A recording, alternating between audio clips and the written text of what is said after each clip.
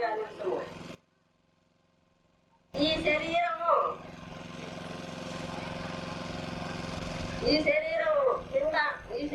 పిండాండము, జగత్తుతో కూడినదంతయు బ్రహ్మాండము. ఈశ్వర పురుషుని బట్టి బ్రహ్మాండమనియు, జీవ పురుషుని బట్టి పిండాండమనియు పేరు. పిండాండంలోని చైతన్యము జీవుడు, బ్రహ్మాండంలోని చైతన్యము ఈశ్వరుడు. అనగా పిండాండము జీవుడు, బ్రహ్మాండము ఈశ్వరుడు. ఈ 4 ఖండములు కలిసి అఖండ స్వరూపమును పడును. ఇట్టి అఖండ స్వరూపము చక్కగా విచారణ చేసినప్పుడు ఒకప్పుడు ఖండ స్వరూపముగాను, మరొకప్పుడు అఖండ స్వరూపముగాను ఉన్నది కనుక ఇది లేనిదే మాయా స్వరూపమై, భ్రమ స్వరూపమై లేకనే ఉన్నట్లుగా తోసపడుతున్నది. కావున ఇది తెలిపిన మహానుభావుని తల్లిదండ్రిగా భావించు. వారే నీ జన్మను రహితము చేసిన వారుగా గుర్తించు. అందుకే భగవద్గీతలో శ్లోకం ఇలా ఉన్నారు: ఉత్వమూల మదస్యాపో అశ్వత్థం ప్రాకు ద్రవ్యము ఛందాసి యస్వర్ణాని అస్తం వేద సవేదవి అన్నారు. ఈ బ్రహ్మాండమును అశక్త వృక్షం వంటిది అన్నారు. అనగా శబ్దం లేనిది అన్నారు. ఈ బ్రహ్మాండము నిన్న లేదు, ఇప్పుడు ఉన్నది, రేపు లేదు. అనగా భూత భవిష్యత్తుల్లో లేదు, వర్తమానమందున మాత్రమే ఉన్నది. భూత భవిష్యత్తులలో లేనిది వర్తమానమందు ఉండున ఉన్నట్లుగా దోషపడుతున్నది. ఇది భ్రమరూపమైనదని, మాయా శిబిలితమైనదని ఎవరు తెలియజేసేదరో వారే అశరీర సాంప్రదాయకులు, నేను లేని వారు సద్గురువులు. ఇంతటితో నేను వివరించుకుంటున్నాను. స్వరము స్థిరంగా లేదు. ఆ స్వరాన్ని, ఆ ఉనుగుడును, ఆ హెచ్చు తక్కువలను ఆయన కంట్రోల్ చేసుకోగలిగితే విషయం మంచిదే. కానీ అది కొంచెం ఎఫెక్ట్గా మా చెల్లెలు ఆ స్వరణ చేసుకుంటుందని అన్నగా నేను సలహా ఇస్తున్నానే కానీ తప్పు పట్టడం కాదు. ఇప్పుడు ఇంకా నరసింహులు గారు అనుభవించేటువంటి వారి వద్ద విన్నాను. ఈ విధంగా విన్నదాని వల్ల ఆగమనికములకు అంటే గురువు శాస్త్రము, గురువు చెప్పిన దాన్ని శాస్త్రంలో చూసుకోవడము, లేదా శాస్త్రంలో చెప్పినటువంటి దాన్ని గురుముఖంగా వినడం, సంశయరహితంగా చేసుకోవడం. అంటే ఇక్కడ శాస్త్రం ప్రధానం. అంటే శృతుల జ్ఞానము ఉన్నప్పుడే ఈ కందార్థ ధరువులు అర్థమవుతాయి. కానీ శృతుల జ్ఞానం లేనటువంటి వాళ్ళు పై పై అర్థాలు చెప్పి సిద్ధాంతాన్ని వక్ర మార్గంలో నడిపిస్తారు. కాబట్టి మీరు శృతులను చక్కగా తెలుసుకోండి. శృతుల అర్థాన్ని బాగా తెలుసుకుంటే మీకు ఆ కందార్థాలు బాగా అందులో నిజాంశాలు మీకు గడ్డకు పడతాయి. నిజము కానటువంటి అసత్యమైనటువంటి ఎరుకతో చూచిన వస్తువు నువ్వు ఎరుకే అని ఎరుకు. ఎప్పుడైతే చాలా మంది ఈ బయల్నే పరిపూర్ణమని చూపించే వాళ్ళు తండ్రి మంది ఉన్నారు. వాళ్ళు ఆ గంధార్థంలో ఎరుకతో చూచిన వస్తువు నీ వెలుకే అని ఎరుగొమ్మవచ్చా అని. నువ్వు ఏదైతే చూపించినట్టు నీ గురువు అది ఎరుకే, అది పరిపూర్ణము కాదు. మళ్ళీ పరిపూర్ణం అంటే ఏమిటిది, ఎట్లా, ఏ విధంగా తెలుసుకోవడానికి కూడా దాంట్లో దారి చూపించాడు. ఏమి ఎరుకనే పుట్టనే లేదు. అజం అజేన జ్ఞేయం. పుట్టని ఎరుకతో పుట్టని ఆ పరిపూర్ణ పరబ్రహ్మాన్ని చూడమని. చెప్పినారు? ఎరుక పుట్టనే లేదు. ఎప్పుడైతే నీవు ఎరుక పుట్టనే లేదు అని తెలుసుకుంటావో ఆ పుట్టని ఎరుక పుట్టని దాన్ని ఎరుగుతుంది. పాముల జాడ పాముకే తెలుసు, ఋషుల జాడ ఋషులకు తెలుస్తుంది. కాబట్టి పుట్టని దాని జాడ పుట్టని దానికే తెలుస్తుంది. అదేన జ్ఞేయం సర్వజ్ఞం పరిశీలిస్తే అని. ఎప్పుడైతే పుట్టని జ్ఞానము పుట్టని బ్రహ్మమును పరిపూర్ణ బ్రహ్మను తెలుసుకుంటుందో అదే అపరోక్ష జ్ఞానం. ఇది ఒకటి. అంటే భౌతికంగా చూపించే వస్తువులు పరిపూర్ణం కాదు. మీద ఏదైతే ఎరుకను పుట్టనే లేదు అన్నటువంటి దృఢ జ్ఞానాన్ని పొందటమే పరిపూర్ణ దర్శనం. ఈ విధంగా బాహ్య వస్తువులను చూపించి ఆకాశం చూపించేది ఆకాశ శబ్ద గుణహాని. ఆకాశము శబ్దంతో కూడుకున్నటువంటిది. ఆ గంధార్థంలోనే ఆయన ఏం చెప్పాడు? గగనం బయలంతరాని మనకు తెలియక ఆకాశం పరిపూర్ణమని తెలియలేదు. ఇది నీవు గురి తప్పి ఇంటేవు సరయా గుర్తెరుగు గగనం బయలంచు అనరాది ఇది మనకు. ఇక ఈ విధంగా ఈ గగనం ఈ బయలును ఈ బాహ్య బయలును చూపించి ఇది పరిపూర్ణము అని చెప్పడము సిద్ధాంతంగా పూర్తి వ్యతిరేకం. దీన్నే ఆయన ఏం చెప్పినాడు? పలుకక రాకను తరపోయుమనిన మదికి తగులక ఎప్పుడూ వృత్త సంధి లేక కలిగి ఉన్నది పట్టబోయేను. ఇదిగో చూడు కదులాదోయన్నాను. పలుకునగా రాకుని తలపోయుమని మదికి తగలక ఎప్పుడు అచింత్యం. ఇట్లా ఆయన శృతుల అర్థాన్ని తెలుసుకున్న వాళ్ళ దగ్గర విన్నాడు కాబట్టి ఆ శృతుల పదాలను ఆ దాంట్లో పెట్టాడు. ఆ తర్వాత ఏం చెప్పాడు? ములుకృత సంధి లేఖనం. ముల్లుకృత సంధు లేఖనం అని చెప్పేవాళ్ళు దండి మంది ఉన్నారు. ఇది అబద్ధం. ఆ గంధార్థంలో ఏముంది? ముల్లు అనేది లేదు. అందుకోసం ఇట్లా చేస్తారని ఆయన ఏం చెప్పినాడు? ఇరుజొచ్చి గ్రామసింహం దొంగలను కూల్చినట్లుని ఎవరైతే తను రాసిన దాన్ని కుతర్థాలుగా దాన్ని వేరే దాన్ని చేర్చేటువంటి వాళ్ళు, సిద్ధాంతాన్ని చేర్చేటువంటి వాళ్ళే కానీ పవిత్రమైన సిద్ధాంతాన్ని నిజమైన సిద్ధాంతాన్ని వక్రీకరించి చెప్పడము ధర్మం కాదు. అట్లా ఏ విధంగా అట్లా చెప్పేవాళ్ళు దానికి ఒక ఆ శివరామజీ శిబిరంలో ఒక సలహా చెప్పినాడు.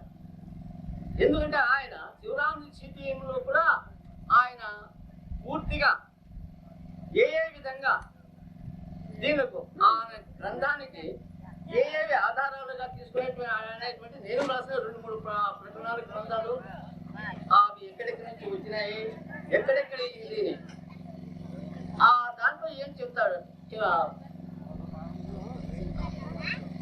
ములుకృత సంధు లేఖనం. ములుకృత సంధి. ములు అంటే సంకల్పం. సంకల్పాన్ని చొరబెట్టేదానికి సంధి. సంధి అంటే స్వప్నము.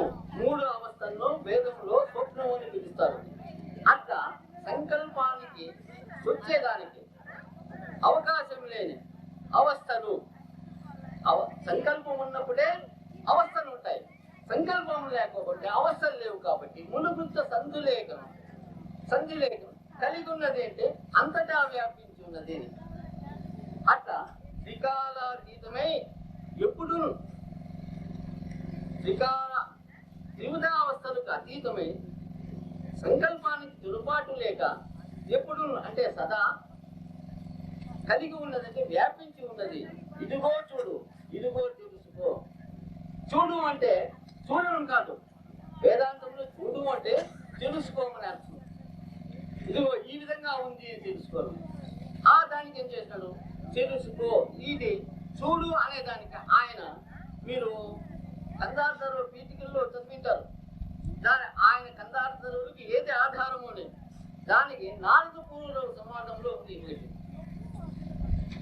ఇలా పలు చదువులు బ్రహ్మలోక సుఖము తనకన భూమగన ఈ ఎరుగుట మేలెరుగుట భూలోక శరీర సూక్ష్మ బుద్ధిని కనుమాని సూక్ష్మ బుద్ధితో తెలుసుకోవాలి. అయి దీన్నే శివరామ దీక్షిత్ ఏం చేస్తారు? జ్ఞానం తెలుసుకోవాలి. జ్ఞానం అనే నేత్రంతో దీన్ని తెలుసుకోవాలయ్యా. ఆ జ్ఞాన నేత్రం ఏమంటే పుట్టని ఎరుక. దానికి ఏమి? ఈ సంకల్పాలకన్నిటికీ జాతోహమితి సంకల్పో సర్వకల్పన మూలమని. నేను పుట్టిన అన్నటువంటి సంకల్పమే అన్ని సంకల్పాలకు మూలం. గురు శిష్యులకు కానీ పాప పుణ్యాలకు కానీ అంటే సర్వ ద్వంద్వాలకు కూడా నేను పుట్టినాను అనేటువంటి భావం మీలో కలిగినప్పుడే ఇవన్నీ కలుగుతాయి. కాబట్టి నేను పుట్టనే లేదు అనేది తెలుసుకుంటే అయిపోయి మీరు పరిపూర్ణులైతారు. ఏ విధమైనటువంటి ఆ తెలుసుకున్న తర్వాత ఒట్టొద్దన్న నిష్కామ కర్మ వస్తుంది. మీరు నిష్కామ కర్మ గ్యారంటీగా ఖండితంగా అనుమానం లేకుండా చేయగలుగుతారు.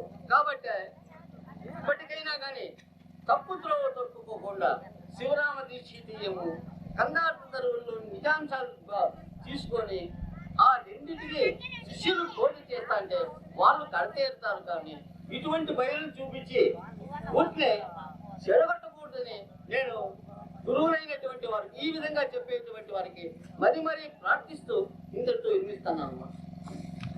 అధ్యక్షుల వారికి ఈ యొక్క వేదికమైనటువంటి పెద్దలకు, గురువులకు, ఈ సభాస్థితులకు, గురు శిష్యులకు, గురువులకు అందరికీ నా యొక్క వందనం. ఈరోజు మంచి శుభదినముగా భావించుకొని మా సహోదరుడైన వెంకటదాసు ఈ ఆత్మ నిర్మాణం చేసి అందరినీ పెద్దలుగా ఉండేవాళ్ళని గౌరవించి ఇంతవరకు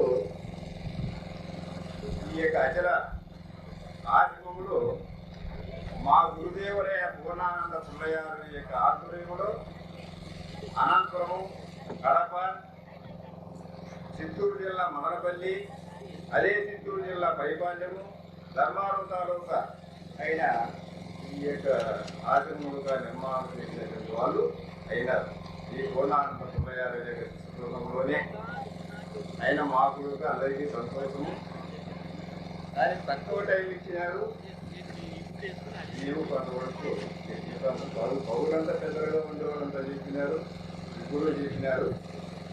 కాబట్టి ఈ యొక్క నీళ్ల భయమ చేత ఈత నేర్చుకుని చెప్తూ ఈ యొక్క భావభయమ చేత బ్రహ్మ విద్య ప్రతి ఒక్కరికి అవసరము.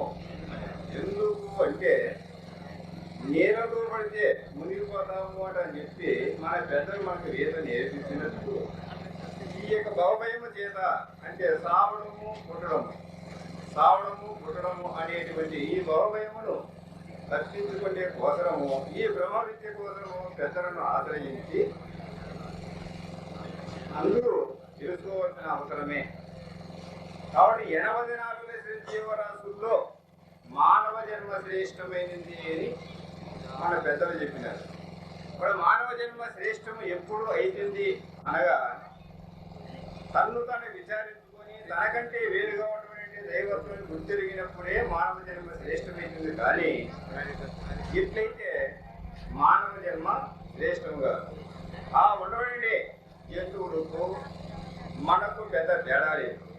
అవి తినడము, ప్రాణము పెంచడము దాంట్లో ఉండాలి. మనకు తినడము, ప్రాణము పెంచడము మనకు ఉండాలి. అయితే ఇవి స్వశక్తితో తన్ను తాను విచారించే శక్తి లేనిదానికి ఆ పరిస్థితిలో అవి ఉన్నాయి. ఈ మానవుడికి సర్వ హక్కులు ఉన్నాయి కాబట్టి తన్ను తాను విచారించే శక్తి ఉండాలి. తనకంటే వేరుగా ఉన్నటువంటి దైవం అనగా ఎటువంటిది అని విచారించే శక్తి కూడా ఉండాలి. మరి మానవుల్లో ఎన్నో అభివృద్ధి కడపండు. ఇప్పుడు కరణులు ఉన్నాయి, తర్వాత కొత్త కొండలు ఎదురు రాకూడదని, ప్రయాణమైన కట్టులు ఎదురు రాకూడదని, తర్వాత కొన్ని వస్తువుల రూపకంగా చెడుకు వస్తుందని అభివృద్ధి కాదు. మరి అదే రూపకంగా గాజులు కానీ పూలు కానీ ఉన్నటువంటి సమస్తం మంచిగా ఉండేది వస్తే అది బాగా జరుగుతుంది తన హృదయములో నమ్మకమే కానీ అవన్నీ జరిగేటివి కాదు. ఏది జరగల్లో అది జరిగే తీరుతుంది, జరగాల్సింది జరిగే తీరుతుంది, జరగదు జరగదు. ఆ రీతిగా మనోదృఢముగా ఎప్పుడైతే అయింది అంటే ఈ యొక్క తన్ను తాను విచారించుకొని తనకంటే వేరుగా ఉన్నటువంటి దైవత్వాన్ని గుర్తిరిగినప్పుడే దృఢం ఏర్పడుతుంది. అది పెద్దల సేవ కావాలి. ఆ గురువుల యొక్క సాహిత్యానికి చేరుకుంటేనే ఆ ఉన్నటువంటి యథార్థాన్ని తెలిపేది. ఇప్పుడు ఈ యొక్క బోధలో ఎన్నో రకాలుగా ఉన్నటువంటి గురువులుగా ఉన్నారు. ఈ మంత్రాలు సరుముఖి, కేసరి, కూసరి, సాంబవి, జగముద్ర అనే 5 పంచముద్రలు. తర్వాత ఏదో గురువు చెప్పి సోహంధర ప్రచురణమై కనుబొమ్మల మధ్యప్రదేశంలో నుండి గుర్తిరిగి ఓకే అదే పరమాత్ముడు, అంతకంటే వేరు లేదు అని కొంతమంది. మరి దేహాన్ని కట్టుకునే విషయాల్లో అబద్ధమని, గుర్తెరిగే ఓకే పరమాత్ముడని కొన్ని రకాలుగా చెప్తా ఉన్నారు. కానీ ఇత్తు లేని చెట్టు లేదు, చెట్టు లేని ఇత్తు లేదు. ఈ రెండు పరస్పర కారణాలు. దేహం లేని ఆత్మ కానీ, ఆత్మ లేని దేహం కానీ చూసేదని కాదు. మరి దీంతో 2 భాగాలు చేసుకుంటే ఆత్మ లేని దేహం ఉండదా, దేహం లేని ఆత్మ ఉండదా? ఆత్మ ఉందా, దేహం ఉందా ఎట్లా చెప్పే కాదు. ఇత్తు ముందా, చెట్టు ముందా ఎట్లా చెప్పేదానికి లేదు. కాబట్టి ఇవి మొట్టమొదట మూలం లేకనే వచ్చింది. ఎట్లొచ్చినాయో తెలియదు. ఆ బ్రహ్మ, విష్ణు, మహేశ్వరుడు కూడా తెలియదు. ఎట్లొచ్చినాయని చెప్పేదానికి కాదు. కాబట్టి నిరాకారముగా ఉన్నటువంటి దైవమందు తానంతగా తానే స్వయానం వచ్చి ఈ పిండ బ్రహ్మాండములు చేసుకొని ఒక చోట ఏడ్చి, ఒక చోట నగి, ఒక చోట ఆడి, ఒక చోట పాడి అవుపడకుండా పోతాడు. అటువంటి ఎరుక ఇది. కాబట్టి ఈ ఎరుకలోని ఎన్నో రకాలుగా చెప్పి ముగ్గు పెట్టి అంతటా గలదు ఎరుకని ఎంతో వాదింపుతుందు ఎరుగని వారు. అంతట నింతట కనపడు నంతటిదే గాని అంతటా గలదా, అది నిజమైతే అగుపడవలదా? అంతటా గలదు ఒక అచలాన్ని కానెరుక అంతటా గలదా అని అనరాదు, వినరాదు. మరి అంతటా గలది ఎరుకని ఎంతో వాదింపుతుందంటే అనంతనామకోటి దైవములుగాను, రవి కవి ఎరువుల చోటగాను, ఎన్నో దైవములుగాను, ఎన్నో పూజింపబడుతున్నాడని ఎరుక అంటున్నాడు. కానీ అంతటా సర్వాంతరాయం అదే ఉంటే మరి ఈ తుదతో ఈ యొక్క ఖండాఖండములుగా ఎందుకైనది? ఈగుగాను, ఆవుగాను, నక్కగాను, కుక్కగాను, నువ్వుగాను, నీళ్ళుగాను అవుపడకుండా పోతాడు. మరి ఒక చోట ఏడుస్తుంది, ఒక చోట నవ్వుతుంది, ఒక చోట పాడుతుంటది, ఒక చోట లేకుండా పోతుంది. మరి ఇట్లా ఉండబడి ఎరుక ఒక అఖండ స్వరూపముగా ఉండబడినది అయితే మరి ఎందుకు ఈ రీతిగా కావాల్సి వచ్చినది? కాబట్టి అబద్ధమైన ఎరుక కాబట్టి మూలం లేకనే వచ్చి ఈ పిండ ప్రమాణములు చేసుకొని ఈ రీతిగా అయిపోయారు. మరి ఒక అచల పరిపూర్ణమే శాశ్వతంగా ఉండబడి ఈ ఎరుక జగత్తు రాకమునకు వచ్చిన తర్వాత, పోయిన తర్వాత శాశ్వతంగా నిండి నిభీకృతంగా ఏ ఆకృతి మారకుండా ఉండబడే దైవం ఒక్కటే. ఇది అవుపడి లేకుండా పోయేటువంటి ఎరుక ఈ రీతిగా ఉండాలి. దీన్ని విచారించుకునే కోసము తన్ను తాను విచారించుకొని తనకంటే పేరుగా ఉన్నటువంటి దైవత్వాన్ని గుర్తిరిగేదానికే పెద్దల సేవ చేయాలి. ఆ పెద్దల సేవ చేసేదంతా కూడా భయభక్తితోనూ, ఎంతో వినయముతోనూ, ఎంతో శ్రద్ధతోనూ, ఎంతో సూక్ష్మతోనూ మనోమానతములు ఏకము చేసి దేహమును వదిలిపెట్టి ఆ రీతిగా ఎదుర్కొంటూ వస్తేనే ఈ యొక్క బోధ పట్టుబడి. లేకపోతే పెడదారు పట్టుకొని పక్కకు ఆ రీతిగా ఉండబడేది ఒక శాశ్వతమైన పరబ్రహ్మం ఒకటి తప్ప రెండోది లేదు. ఈ ఎరుక అంతలక్క ఉండాలని చెప్పేదానికి కాదు, అవుపడమైనటువంటి ఎరుకే. మరి ఒక్క మనసు చేతనే సకలంబు ఉన్నది, ఒక్క మనసు చేతనే సకలంబు ఉన్నది. చిక్కబట్టి తిరగనేలా నిక్క జరిగిన ఒక్కటి చాలనా ఈశ్వరాభిరామ ఇనులవేమా అని ఏమవుడుగా చెప్పారు. మరి పానీ ఎన్నెన్నో ఉన్నాయా? ఒక భావము చేతనే, ఒక మనస్సు చేతనే ఎన్నో సంకల్పములు, ఆరాట పోరాటములు, కుంకానుకుంకములుగా కోరికలు ఎన్నో రకాలుగా వస్తున్నాయి. మరి అవన్నీ ఏదాన్ని చూస్తున్నాయి? ఆ మనసు చేతనే వస్తున్నాయి. మరి దాన్ని కంట్రోల్ చేసుకొని ఏ ఇంద్రియములు పని చేయకుండా ఈ ఉండబడి కర్మేంద్రియంలో ఉన్నటువంటి దాన్ని ఒక కంట్రోల్ చేసుకునేటువంటి శక్తి తానులోకి వచ్చి ఏ దానికి పనికుండా నిగ్గముగా ఉండబడి శాశ్వతమైన ఏది పెద్దలు గురువులు చెప్పినారో, ఏది ఎట్టే లేక గురువు చూపించినారో అట్టే లేక శిష్యులు చూసి లేకపోయేటువంటి భావం కలిగినప్పుడే ఈ యొక్క మానవ జన్మ శ్రేష్టమైంది. లేకపోతే కాదు, అది జరిగేదిగా. కానీ తక్కువ టైంలో ఉండాలి. ఇంకోటి చెప్పేసి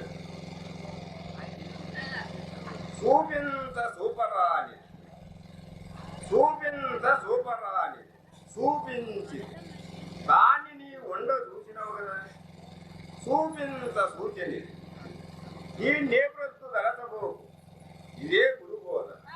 నిన్నంటది ఇతరమే బాధ, నా పాప, నా కోన, నా చిన్ని నాయన, నా పెన్నిదానమా, నా రత్నముల కొండ, ఇదే గురుబోధ. నిన్నంటది ఇతరమే బాధ. మరి చూపించేదానికి నా కాదు, చూసేదానికి నీ కాదు. చూపించేదానికి నాకయ్యేటుంటే ఇదేమంటనే అంటేనే చెప్తావు, అదేమిటంటే చెప్తావు. అదే వస్తువు రూపంగా నేను చూపించేదానికి నాకు అయ్యేటుంటే చక్కని అంటే చెప్పుకుంటూ వస్తావు. మరి నాకు చూపించేదానికి కాదు, నీకు చూసేదానికి కాదు. అట్లా దాన్ని నేను చూపించింది, అటువంటి దాన్ని నేను చూపించింది. నీ వండ చూసినావు కదా, నేను ఎట్లయినా చూపించినావు, ఆ రీతిగా చూసినావు కదా, చూపించింది సూచన. మరి కర్పూరము అగ్ని వేరువేరుగా పెట్టి తగిలిస్తే ఏ రీతిగా లైవ్ అయిపోయే రీతిగా గురువు ఏ లాగను చూపించినాడో శిష్యుడు ఆ లాగను చూసినప్పుడు కర్పూరజ్ఞులు వేరువేరుగా ఉండి తగిలిస్తే లైవ్ అయిపోయే రీతిగా ఈ గురువు శిష్యుడు ఇద్దరు కూడా లేని భావము కలిగి ఆ శిష్యుడు ఆ రీతిగా గమనించినాడని, తాను లేని స్థితిని గమనించినాడని ఆ యొక్క గురువు ఎంతో ఆ శిష్యుడిని ఉద్బోధించి, నిన్నంటదితరం ఏ బాధ, నా పాప, నా కోన, నా చిన్ని నాయన, నా పెన్నిదానమా, నా రత్నముల కొండ, ఇదే దుర్బోధ. నువ్వు ఉండవండే సమస్తము నీకు ఏది కూడా అంటారు. సదా ఆ రీతిగా ఉండు. శరీరము అశరీరత్వము, సాగు మునిపే సచిన రీతిగా దేవుడు ఇదే కైవల్యము ఉంది. నువ్వు ఆ రీతిగానే ఎప్పుడు నీకు నిద్ర వచ్చే వరకు, నువ్వు సచ్చు వరకు దీన్ని నీ మధ్య మరవకుండా గురువు ఎట్టే లేక చెప్పినాడు ఆ రీతిగా నువ్వు ఎన్ని రోజులు బతుకుతావో అన్ని రోజులు సదా భావం మరవకుండా ఉండడమే ఈ యొక్క గురు ధర్మం అని. ఇంకా టైం లేదు కాబట్టి నేను కూడా ఇంటర్వ్యూ ఎదుర్కొంటున్నా. జై పూర్ణానంద పుల్లయారులకు జై.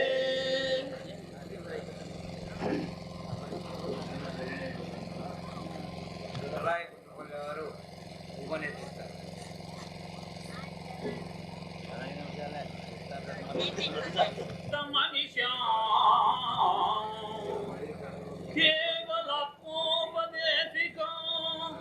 వేముల రామయార్య యోగీంద్ర సద్గురుభ్యో నమో నమః.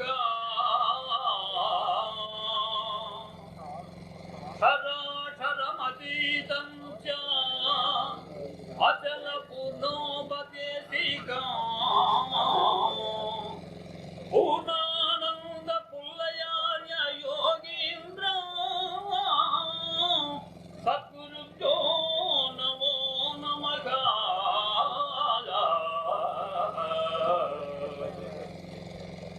మద్గురువరేణులైనటువంటి శ్రీ శ్రీ పూర్ణానంద పుల్లయార్యుల వారికి షోడశ సహస్ర నమస్కారములు అర్పించుచు, ఇందుగల భక్త మండలికి నా విన్నపములు ఆలకించుతూ ఈ సభకు అధ్యక్షత పదవి వహించినటువంటి మది అగ్రజుండైనటువంటి వెంకటాచల ఆర్యులకు నా వందన. సహచరుడు, మా అందరికన్నా జ్యేష్ఠుడు అని అనిపించుకున్నటువంటి ఉపాధ్యక్షత స్థానమును అధిష్ఠించినటువంటి త్యాగానందుల ఆర్యులకు నా విన్నపం. మరి మా సహచరుడు, సంబంధుడు అయినటువంటి విరహితానంద వెంకటాచలార్యుల వారు చేసినటువంటి వెంకటదాసార్యుల వారు చేసినటువంటి ఇట్టి ఘనమైనటువంటి పని అసామాన్యులుగా ఉండబడినటువంటి వాళ్ళు చేయలేని పని చేశారు. ఎందుకనగా ఈ ఘోరమైనటువంటి ఘన విజయమైనటువంటి వేదాంత సభ, ఇట్టి వేదాంత సభకు విచ్చేసినటువంటి వ్యక్తులందరికీ నా విన్నపములు. ఆయన మది అగ్రజులు స్వల్ప సమయం ఇచ్చినందువలన ఎక్కువ మాట్లాడుటకు వీలు లేదు. అయినను కొంచెములో సూక్ష్మలో మోక్షమని ముందే చెప్పింది.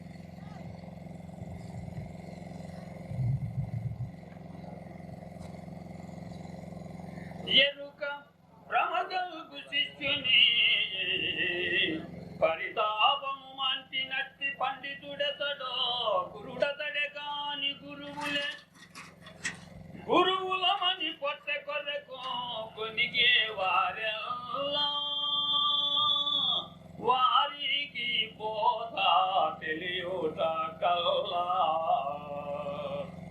పరిపూర్ణమును లేని ఎరుక నేర్పడా తెలిపే ఎరుకాను విడిపింప నెరుగాక గురువులై గొనిగే వారెల్లా వారికి బోధ తెలియుట కల్లా. మహాత్ముడు కృష్ణదేశిక ప్రభువులు రాసినటువంటి కందార్థములు కంద పద్యములు అమూల్యమైన